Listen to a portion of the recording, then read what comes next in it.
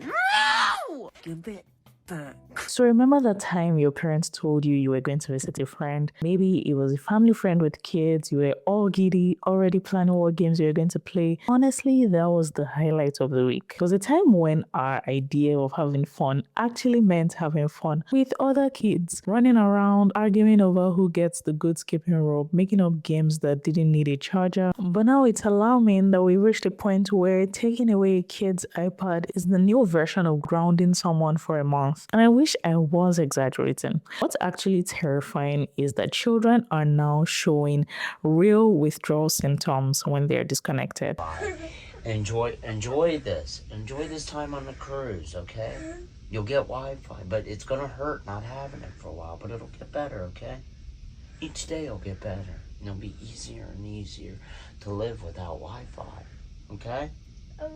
I don't even think it's because they are spoiled. I really just think it's because their brains were never given the chance to build an off switch. Every emotion, boredom, sadness, even hunger has been paired with the screen from day one. So when the screen disappears, they literally don't know what to do with themselves. One mom actually said that her son couldn't sleep without his iPad playing YouTube in the background. Now, if you've not been living under a rock, you've probably been able to tell and to see that childhood as we knew it has disappeared. When I was a kid, playtime meant arguing with your cousins over who gets to go next on the swing, over who gets to play the next game, over who gets to be police in the next police and thief game. Most people liked to be thieves at that point. I don't really know why.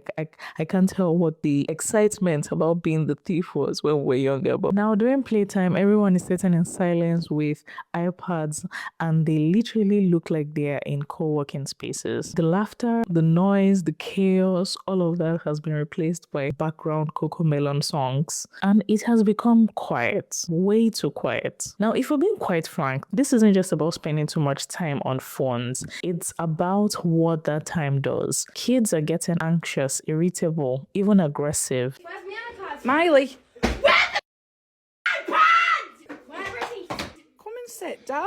Miley, My iPad. calm down. You've just walked in through the door. And I want my iPad. They're losing eye contact, social cues, and the basic read the room smartness that people will typically have. Like recall them when we were younger. If your parent gave you a particular look, you knew what that look meant. But now they don't know what that look means. By age 5, 90% of a child's brain is already developed. If you don't use certain parts of the brain, you lose them. It's like a muscle. Studies have also shown that every additional hour of daily screen time for toddlers increases attention problems by about 9% by age 7. So imagine a childhood where play, empathy, boredom, and patience are all replaced by screens. The interesting part of all of this is that this is not about lazy parenting. This is the system that we found ourselves right now, right? Everything that we do now, from getting groceries to seeing a doctor, requires a device. So if adults spend 80% of their day online on their phones, checking on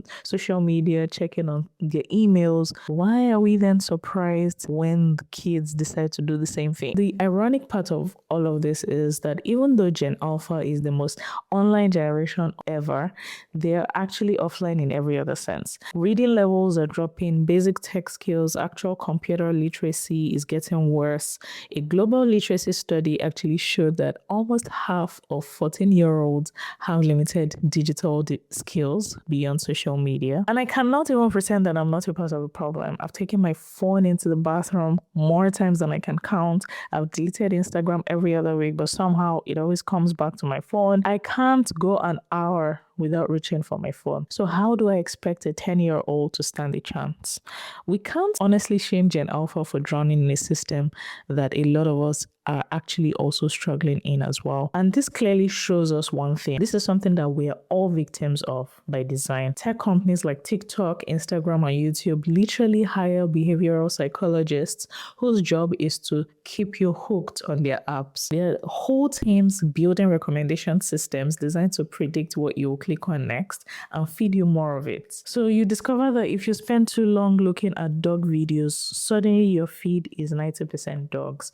We see that even the law is trying to catch up. California and New York have actually started to pass bills to limit algorithmic targeting for minors, which I think is great. But it's a very small drop in a very large bucket. Meanwhile, we see that these tech companies are still making billions of these very apps that are pretty much rewiring our brains. And the same tactics that keep adults scrolling are even more powerful for kids who haven't necessarily developed any form of impulse control yet. So what do we do? What do we do about this very messy and almost helpless situation? I obviously don't think that going off the grid is realistic. If you've probably had friends that come and announce that they are going off social media, they're taking a social media break. I, for the life of me, cannot understand that act, because I just believe that if you want to take a break from social media, the best thing you can do is not announce it so that people don't actually even bother you. The fact that we even have to announce our break is a bit alarming. I think that people still keep falling into this roller coaster for a reason, because obviously taking a break might help, but it is not necessarily the solution to the problem. Of course, I don't also think that the solution is to throw away our phones or shame people for using them. I definitely think that the main solution is balance, understanding that boredom is not the enemy. Your brain doesn't always have to be entertained.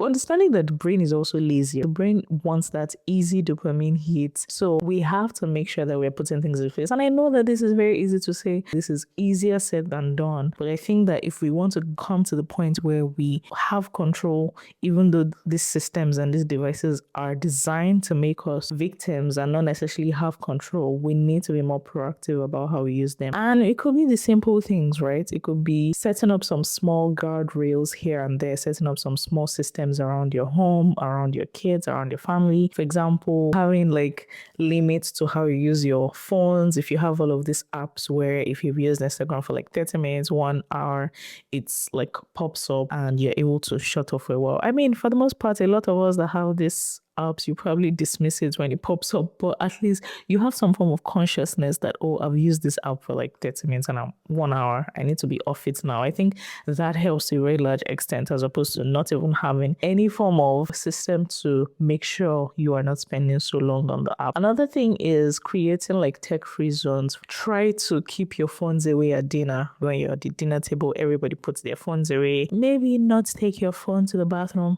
like I do. I know many of you are guilty. You can pretend like you're not, but we both know what you're doing, how you take your phones to the bathroom or almost every other day, okay? So let's not pretend here. But I think that it is something that we can start to become conscious of, that this shouldn't be something that basically has a chokehold on our lives. Most importantly, I think one thing that we can do, just like every other habit, is to swap habits, right? Like if you want to change a particular habit, one of the best ways to do it is to find an alternative. It could mean replacing the time that you check your phone with something else, maybe reading, walking, calling your friend and talking to them. Okay, calling your friend has to do with your phone, but yeah. The point is swapping the habits and actually doing something else to replace this habit. Another thing I think helps is being mindful of why you're actually picking up your phone in the first place. And the reason I say that is sometimes I switch off my phone and 5 minutes later, I've forgotten that I switched off my phone and I'm holding this again and looking at the screen and I'm like, you switched off this phone 5 minutes ago. Why are you doing this? And it just shows that I've gotten accustomed to the habit of, just picking up my phone and looking at it for no just cause. Like I don't actually have a purpose for picking up that phone. And I think that's something that also is worth reevaluating, right? Like, what was the plan here? Why did I pick up this phone? I think that this just essentially shows how deep this habit goes. Now, I think like definitely one of the things you want to do is, if you have kids, teach them this early, because for example, if you're a millennial, a lot of us are not neck deep into this. A lot of us grew up at a time where we did not necessarily like have phones that were connected to the internet, right? If you're a millennial, maybe if you're not a millennial, you can relate.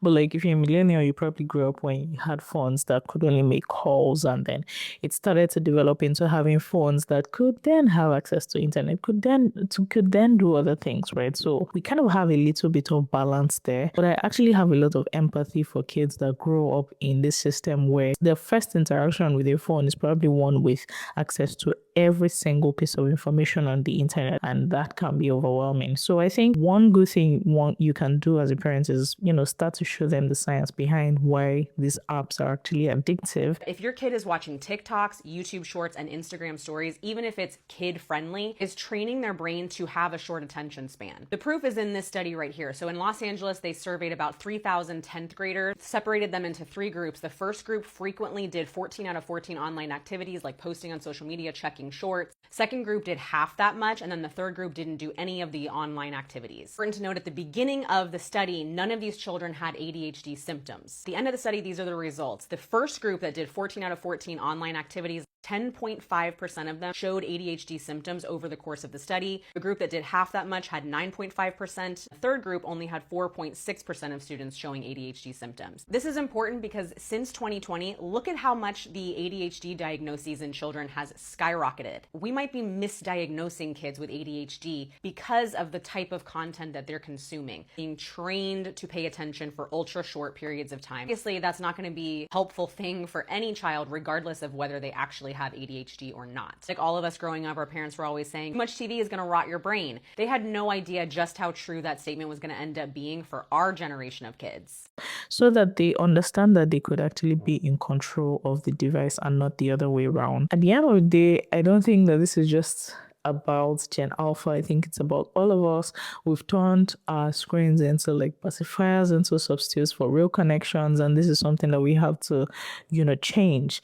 And the cost of this is showing up in our homes, in classrooms, and honestly, generally, even in our attention spans. We have to come to the realization that disconnection shouldn't feel like we're dying or like we can't survive. It should feel like a reset. Like from time to time, we should be able to take this reset, have control over these things, because really we should be the ones in control. So I'll leave you with this. Okay, what's one thing that you think has helped you to disconnect from your phone or technology, even if it's for a little while? I really want to know. Honestly, trust me, like I need this information probably more than you do. So share from your wealth of knowledge in the comments. I am really, really interested to know what that is. If you enjoy content like this, by the way, please be sure to like and subscribe to this channel. Drop a comment as well on anything about this video or what you do to stay connected or disconnected from tech. And also, what would you say is your most addictive thing to do on social media or on the internet? I'm interested to know because I'm nosy like that. So yeah, thank you for watching this video and I'll see you in the next one. Bye.